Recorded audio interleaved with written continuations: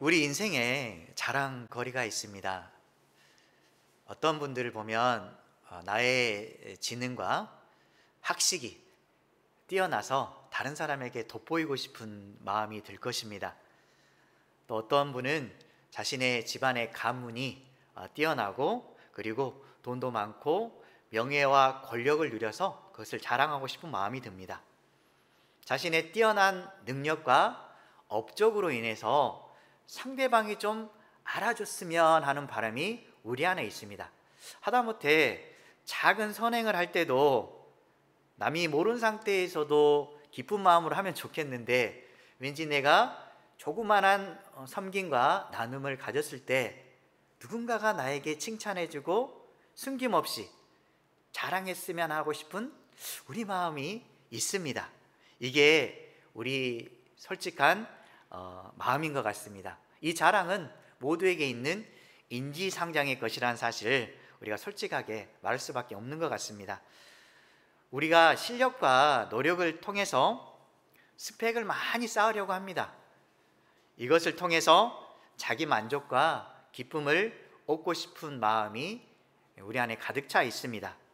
그래서 우리 안에 있는 모든 것들은 사실상 남에게 돋보이고 싶은, 자랑하고 싶은 것이 우리 안에 있는 모든 것이라고 사실 나타내 보일 수가 있습니다. 그러면 우리는 그리스도인인데 그리스도인으로서 무엇을 자랑하며 사는 게 참 좋을까요? 하나님께서 원하시는 자랑은 무엇일까요? 오늘 말씀을 통해서 누구를 자랑하고 무엇을 자랑할 것인가 함께 나누어 보도록 하겠습니다. 오늘 26절 보시면 고린도 교회를 향한 하나님의 부르심이 나옵니다. 하나님의 부르심. 고린도 교회 성도의 대부분은 어떤 사람들에 속해 있을까요? 실질적으로 고린도 교회 성도분 대부분들은 교육 수준이 높지 않거나 사회적으로 영향력이 뛰어난 분들이 아닙니다. 대충 세 부류의 계층으로 나누어 볼 수 있는데, 이것은 명확한 사실은 아니지만 이 세 부류는 대충 어떻게 보자면 엘리트 계층이 먼저 가지고 있는데, 그 사람들은 문벌도 좋고 학식도 뛰어나고, 그렇지만 실질적으로 교인 중에는 약 5%에서 10% 정도로 볼 수가 있습니다. 그리고 사회적 신분을 얻으려는 신흥 부자나 자유민들이 한 10%에서 20% 정도 되고, 그리고 교육을 받지 않고 약하고 가난한 사람이 7, 80% 정도 돼서 고린도 교회 성도의 대부분은 어려운 삶을 살아가는 사람들이구나 라는 사실을 알 수가 있습니다. 그래서 오늘 26절의 말씀에 육체를 따라 지혜로운 자가 많지 아니하며 능한 자가 많지 아니하며 문벌 좋은 자가 많지 아니하도다, 이렇게 나와 있습니다. 여기서 능한 자란 무슨 뜻일까요? 능한 자, 영어로 하면 인플루엔셜이라는 게 있습니다. 사회적 영향력을 지닌 사람이 바로 능한 자로 볼 수 있고, 그 다음에 문벌 좋은 자가 나와 있는데, 이것은 가문과 혈통이 뛰어난 사람, 그래서 상류층 출신을 우리가 뜻한다고 볼 수가 있습니다. 복음을 받아들인 사람의 대부분은 이런 사람이 아니라 하나님의 은혜만을 믿고 따르는 약하고 가난하고 교육을 받지 않는 사람이 대부분이었던 것입니다. 우리가 고단한 인생 속에서 하나님만 바라보고 갈망할 수밖에 없습니다. 이들도 마찬가지로 사람들에게 인정받지 않고 힘겨운 삶을 사다 보니까 오직 교회에 나가서 예배하고 주님을 찾으면서 주님께 많은 것을 받을 수 있다라는 그 기대감이 그들 인생에서 가장 큰 기쁨이었던 것입니다. 여러분은 세상에서 어떤 부류에 속합니까? 물론 삶에서 어려운 계층에 속한 사람들일 수도 있고, 또 앞으로 더 나은 삶을 살기 위해서 꿈을 꾸고 있는 사람들일 수도 있고, 아니면 능한 자나 문벌 좋은 자처럼 엘리트층 계층일 수도 있습니다. 그런데 엘리트 계층이라고 한다면 상당히 너무나 더 감사할 수밖에 없습니다. 많은 사람이 아니라 적은 무리 중에 속해서 내가 하나님의 은혜로 구원받았다는 그 사실이 오히려 더더욱 감사할 수밖에 없는 것입니다. 하나님은 인간의 화려함 속에 복음을 담지 않으셨습니다. 하나님을 향한 애통한 심정과 마음이 가난한 사람이 천국을 소유할 수 있습니다. 우리 마태복음 5장 3절에 보면 이렇게 나와 있습니다. 심령이 가난한 자는 복이 있나니 천국이 그들의 것이며. 심령이 가난한 자가 무슨 말이냐면 하나님을 내 마음속에 받아들이면서 어떻게 해서든 하나님을 찾고 의지하려는 그런 마음에 갈증이 있는 사람이 바로 심령이 가난한 사람입니다. 혹시 여러분은 살면서 주님을 찾고 주님을 정말 의지하면서 내가 주님을 위해서 살고 싶습니다라는 진정한 열망과 갈증 속에 살고 있습니까? 그 사람이 천국을 소유한 사람입니다. 항상 우리는 가난한 마음으로 매 순간마다 하나님께 소망을 두는 저와 여러분 되시기 바랍니다. 27절에서 29절에 보면 하나님의 선택이 나옵니다. 하나님은 어떤 사람을, 누구를 선택할까요? 우리 어린 생명이 지금 보입니다. 이 생명을 하나님이 너무너무 사랑하셔요. 특별히 사랑하신 이유가 뭐냐면 어린 생명들은 깨끗하고 순수한 마음을 가지고 있습니다. 그래서 하나님 진심으로 믿고 싶어요, 주님을 따르고 싶어요 하면서 진심으로 자신의 것을 아까워하지 않고 하나님께 드리는 그런 마음이 있기 때문에 어린 생명들과 같은 그런 깨끗한 마음을 하나님께서 사랑하시는 것입니다. 그래서 하나님께서는 말씀처럼 세상에 미련한 것, 약한 것, 천한 것, 멸시받은 것, 없는 것들을 택하십니다. 왜 이런 선택을 하셨을까요? 이왕이면 잘나고 능력 있고 뛰어나고 다른 사람 보이기에 스펙도 엄청난 사람을 하나님께서 택하시지 왜 이런 사람들을 더 사랑하고 택하실까요? 그것은 지혜 있는 자나 강한 자를 말씀처럼 부끄럽게 하기 위해서 그렇습니다. 그리고 있는 것들을 피하려고 하시면서 오직 아무 육체도 하나님 앞에 자랑하지 못하게 하려 하심이라라고 29절에 나와 있는 것입니다. 우리는 결코 하나님 앞에 교만하게 자랑하는 사람이 돼서는 안 됩니다. 작은 것도 하나님께서 주셔서 감사합니다라는 마음과 소중한 우리 환경을 허락해 주셔서 감사합니다. 우리 결혼하신 분들은 비록 남편이 별로 뛰어나지 않더라도 자신에게 있어서는 너무너무 소중하고 나를 사랑해주고 나만을 위해서 살아가는 훌륭한 남편이고 또한 아내일 수 있습니다. 그래서 주변에 있는 사람이 나에게 무엇인가를 챙겨줬을 때 그것 하나에 대해서 감사할 줄 아는 인생을 살아가는 것입니다. 그래서 나는 사실상 돋보이고 싶은 마음이 있지만 오히려 내 자신을 감추고 상대방을 높이려는 마음이 있을 때 하나님께서 우리를 더 선택해 주시고 사랑해 주신다는 것입니다. 하나님께서는 교만한 사람은 어떻게 보실까요? 잘했다라고 칭찬하실까요? 잠언서 3장 34절에 보면 이렇게 나와 있습니다. 함께 읽겠습니다. 진실로 그는 거만한 자를 비웃으시며 겸손한 자에게 은혜를 베푸시나니. 하나님은 arrogant, 거만한 사람을 비웃으십니다. 비웃다는 말이 무슨 말이냐면 아무것도 아닌 자가 껄껄거리는 모습에 오히려 하나님께서는 그를 치실 수 있다는 것입니다. 그리고 겸손한 사람에게 하나님 앞에 무릎을 꿇으며 내 자신이 아무것도 아니다는 사실을 고백하는 그 사람에게 하나님께서는 오히려 은혜를 더 베푼다는 사실입니다. 여러분도 마찬가지로 하나님 앞에 은혜를 입은 자로서 내가 거만한 삶을 살 것인가, 아니면 하나님 앞에 무릎을 꿇고 하나님을 온전히 따르는 그런 순종의 삶을 살 것인가 잘 살펴보시기 바랍니다. 나는 순종의 삶, 주님 위해서 살겠습니다라는 그 선택을 하는 사람이 하나님 앞에 오히려 의롭고 부끄러움 없는 삶을 사는 것입니다. 하나님이 보시는 눈은 세상의 부와 명예와 존귀함을 앞서는 사람을 좋아하지 않고, 솔로몬이 마지막에 고백했던 내용이 나옵니다. 그가 인생을 살아가면서 많은 것을 다 얻었습니다.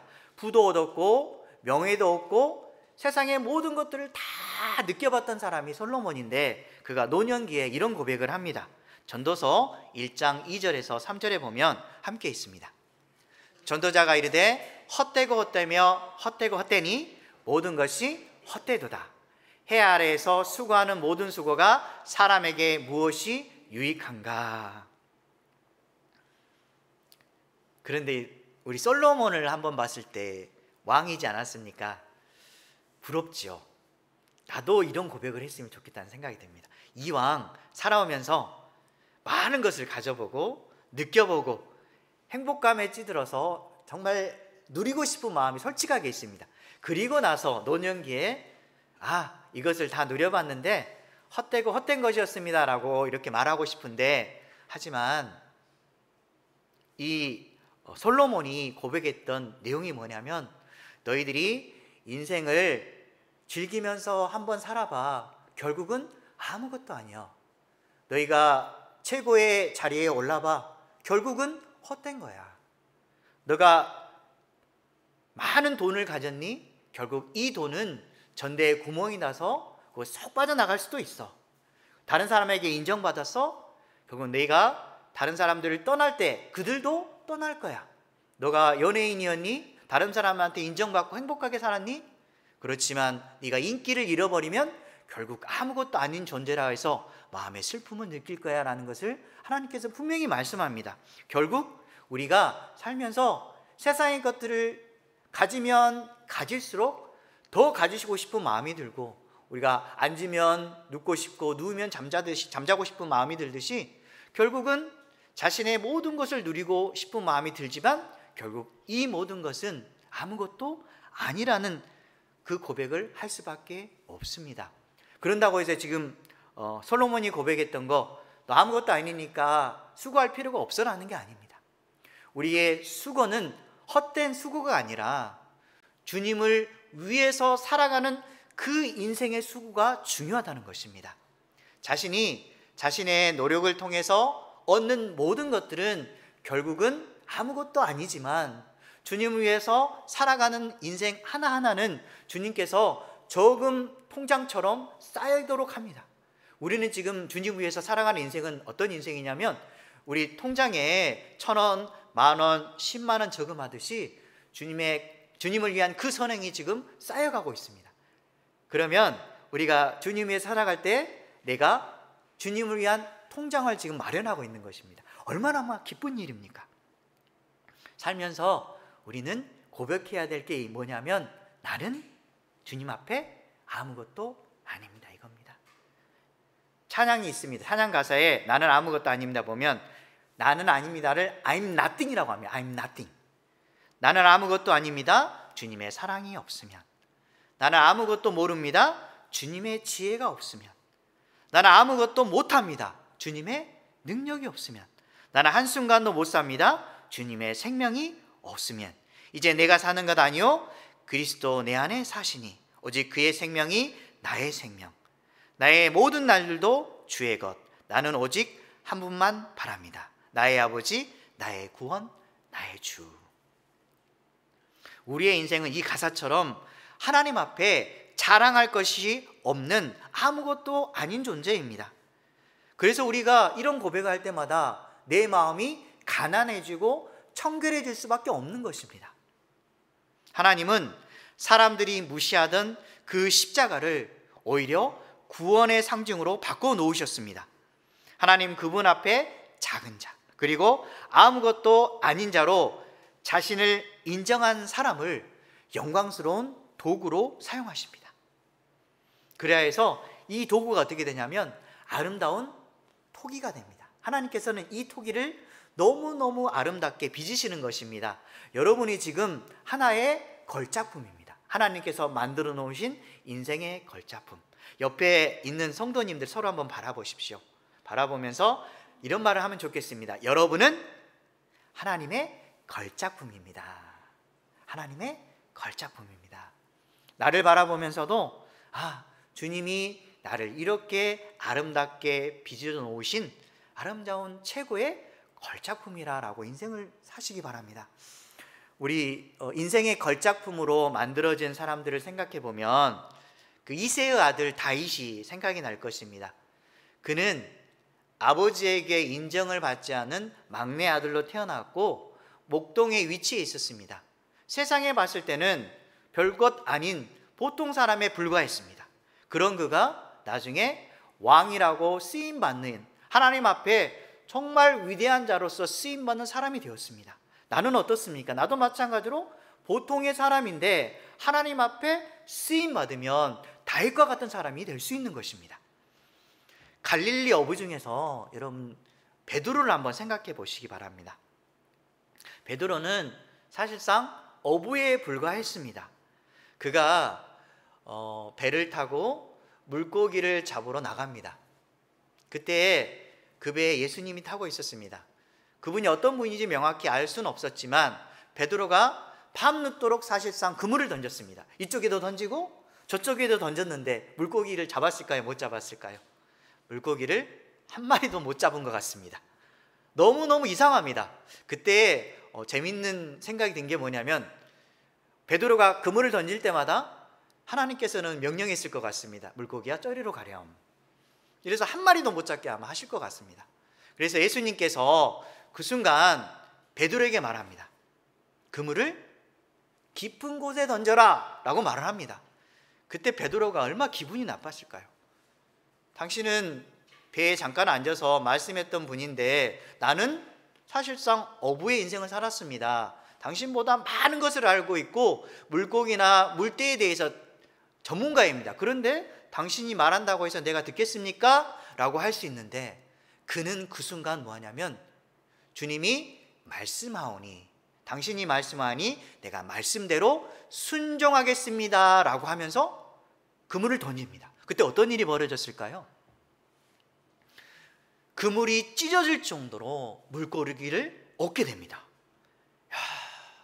그 순간 베드로가 고백합니다. 아, 이분은 다른 분이구나 라고 하면서 누가복음 5장 8절에 보면 시몬 베드로의 고백이 나옵니다. 같이 읽겠습니다. 시몬 베드로가 이를 보고 예수의 무릎 아래에 엎드려 이르되 주여 나를 떠나소서 나는 죄인이로소이다 하니. 베드로처럼 예수님을 발견하는 그 순간 우리의 첫 고백이 뭐냐면 자신의 죄가 보이기 때문에 주님 저를 떠나소서 저는 죄인입니다. 이 고백이 나오는 것입니다. 그리스도를 가까이 하면 가까이 할수록 우리는 자꾸 우리의 죄가 보입니다. 그래서 고백할 수 있는 게 뭐냐면 주님 저 같은 죄인을 사랑해 주셔서 너무너무 감사합니다. 어떻게 나 같은 자를 택해 주시고 하나님의 자녀로 삼아 주셨습니까? 라고 고백할 수밖에 없는 것입니다. 그러자 예수님께서 베드로의 중심을 보고 그의 순종하는 마음을 보고 마태복음 4장 19절에 이렇게 말씀하십니다. 함께 읽겠습니다. 말씀하시되 나를 따라오라 내가 너희를 사람을 낚는 어부가 되게 하리라 하시니. 하나님의 말씀 예수 그리스도의 그 말을 믿음으로 순종하면 어떤 일이 벌어지냐면 하나님께서 원하시는 아름다운 사람으로 빚어가는 것입니다. 그래서 과거에 베드로가 물고기를 낚는 어부였는데 이제는 어떤 사람으로 변화시켜 줍니까? 사람을 낚는 어부로 변화시켜 줍니다. 여러분의 인생은 보통 사람의 인생입니다. 똑같이 그냥 세상에서 살아가는 보통 사람이지만 하나님께서 만져주시면 사람을 낚는 아름다운 존재가 되는 것입니다. 여러분의 인생은 지금 하나님께 쓰임받는 도구의 인생이 될 수가 있는 것입니다. 그 선택은 누구에게 달려있냐면 여러분에게 달려있습니다. 하나님께서 지금 여러분에게 귀한 기회를 주십니다. 문을 두드리십니다. 똑똑똑 어떤 문을 두드리시냐면 내가 너에게 들어갈 수 있도록 문을 열어주렴. 그때에 내가 문을 열어주고 예수님 내 자리에 들어오십시오 라고 내 마음만 열어준다면 주님께서 찾아오셔서 내 삶의 주인이 되어주시고 우리를 믿음의 기쁨 속에 또한 사람을 낚는 어부로 바꿔준다는 사실 꼭 기억하시기 바랍니다. 나는 사람을 낚는 어부야 라는 그 신분이 되는 것입니다. 오늘 말씀 30장 31절에 이렇게 해주시는 그분이 계시는데 우리가 진정으로 자랑해야 될 분은 누구일까요? 그렇습니다. 답이 나옵니다. 그리스도 예수를 자랑하시기 바랍니다. 30절에 보면 예수님이 한 일이십니다. 어떻게 나와 있냐면 하나님으로부터 나와서 우리의 지혜와 의로움과 거룩함과 구원함이 되셨다라고 말씀합니다. 우리 자신의 구원에 대해서 한번 생각해 보시기 바랍니다. 사실상 우리는 우리의 노력과 공로로 구원받는 게 아닙니다. 우리의 노력으로 의로운 사람이 되어진 것이 결코 아닙니다. 우리는 전적으로 타락하고 부패한 죄인에 불과합니다. 그래서 우리가 I'm nothing, 나는 아무것도 아닙니다 라고 고백하는 것입니다. 그런 우리를 하나님이 사랑하사 독생자인 예수님을 이 땅에 보내신 것입니다. 그래서 가장 먼저 우리가 자랑할 분은 바로 하나님 아버지십니다. 에레미야 9장 24절에 보면 이렇게 나와 있습니다. 함께 읽도록 하겠습니다. 자랑하는 자는 이것으로 자랑할지니 곧 명철하여 나를 아는 것과 나 여호와는 사랑과 정의와 공의를 땅에 행하는 자인 줄 깨닫는 것이라. 나는 이 일을 기뻐하노라. 여호와의 말씀입니다. 자랑하는 자는 무엇을 자랑하라 합니까? 이것을 자랑하라 하는데 바로 여호와 하나님의 사랑과 정의와 공의를 따라 행하는 그 모습들을 자랑합니다. 이 공의가 뭐냐면 우리를 위해서 너무너무 사랑하시는 독생자 예수 그리스도를 이 땅에 보내시는 것입니다. 그리고 또 자랑해야 될 분이 한 분 계십니다. 하나님의 아들로 오신 예수님이 우리를 대신하여 십자가를 지셨고 그리고 피 흘리심으로 우리의 죄를 씻으셨습니다. 그분이 바로 예수 그리스도이십니다. 우리가 자랑해야 될 분, 그분을 꼭 기억하시기 바랍니다. 주님을 자랑하라고 유명한 말을 한 사람이 있습니다. 팀 티보우라는 사람이 있어요. 팀 티보우. 한 번쯤 들어봤을 것 같은데 그는 필리핀 선교사 아들로 태어났습니다. 티보잉이라는 열풍을 이끌었던 미식 축구 선수입니다. 그는 모든 경기에서 예수님을 자랑하는 사람이었습니다. 경기 때마다 여기 이마에 John 3:16 요한복음 3장 16절이라고 여기에 딱 아이 패치를 붙입니다. 어찌 보면 여기입니다. 눈 앞에 딱 붙이는데 다른 사람이 봤을 때 왜 저 사람은 아이 패치를 저렇게 붙이고 다니지? 라고 사실상 나중에 시간이 지나서 이것을 금하게 되었습니다.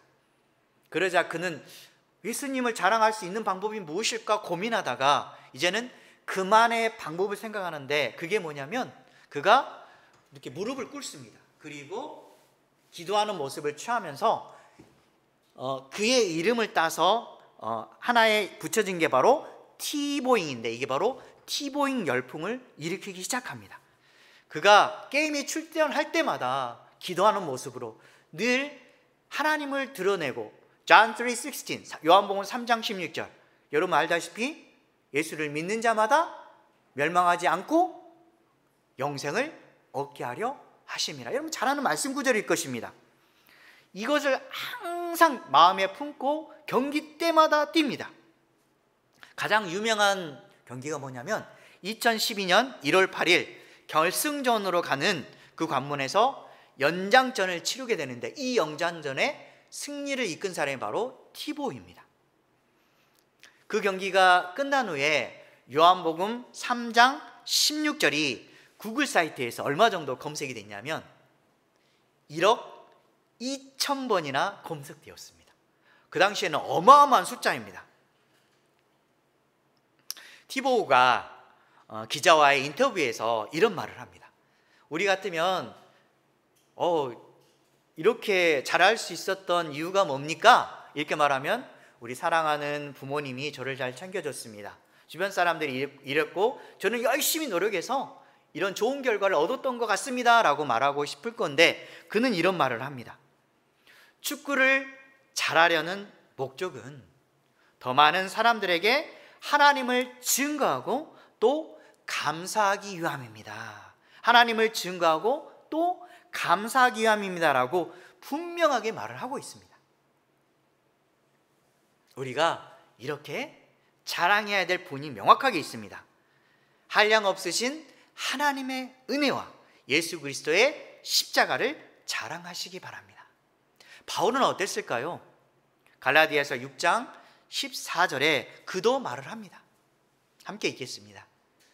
그러나 내게는 우리 주 예수 그리스도의 십자가 외에 결코 자랑할 것이 없으니 그리스도로 말미암아 세상이 나를 대하여 십자가에 못 박히고 내가 또한 세상을 대하여 그러하니라. 아멘. 그도 고백합니다. 내가 자랑할 것은 예수 그리스도의 십자가밖에 없습니다. 내 인생에 가진 모든 스펙이나 내가 이루어진 모든 결과물은 다 배설물에 불과하고 내가 자랑할 것은 오직 예수 그리스도의 십자가밖에 없습니다 라고 그가 고백했습니다. 우리는 어떻습니까? 우리의 인생의 자랑은 무엇일까요? 부모님도 자랑하고 싶고 자녀도 자랑하고 싶고 모든 것 있지만 바울처럼 우리에 대해서 세상에 대해 십자가에 못 박고 오직 예수 그리스도의 십자가의 사랑을 자랑하시기 바랍니다. 믿음의 눈으로 그리스도의 십자가를 바라보시고 자랑할 때 우리가 다시 복음으로 돌아갈 수 있다는 사실, 그리고 우리 삶이 감사와 은혜로 충만하게 회복될 수 있다는 사실을 기억하며 사는 저와 여러분 되시기 바랍니다. 말씀을 정리하도록 하겠습니다. 우리의 육체와 물질은 결국은 썩어 없어지고 시간이 지나면 소멸되는 것에 불과합니다. 그런데도 우리는 그것을 추구하며 살아가는 인생입니다. 마찬가지로 우리의 지혜와 부요함과 능력과 업적을 자랑하는 것은 결국 없어질 헛되고 무익한 것을 자랑하는 어리석은 것에 불과합니다. 그러면 우리가 자랑해야 할 것은 하나님의 은혜와 예수 그리스도의 십자가뿐입니다. 우리가 자랑할 것은 예수 그리스도의 십자가밖에 없는 것입니다. 그래서 우리가 잘 아는 갈라디아서 2장 20절 말씀을 우리가 다시 한번 새겨보면 좋겠습니다. 내가 그리스도와 함께 십자가에 못 박혔나니 그런즉 이제는 내가 사는 것이 아니요 오직 내 안에 그리스도께서 사시는 것이라. 이제 내가 육체 가운데 사는 것은 나를 사랑하사 나를 위하여 자기 자신을 버리신 예수 그리스도를 믿는 믿음 안에 사는 것이라. 우리는 하나님의 아들을 믿는 그 믿음 안에서 사는 것입니다. 이런 고백 속에서 살아도 주님을 위해서, 죽어도 주님을 위해서 살겠습니다라고 다짐하면서 오직 그리스도를 자랑하며 사는 저와 여러분 되시길 주님의 이름으로 간절히 축원합니다.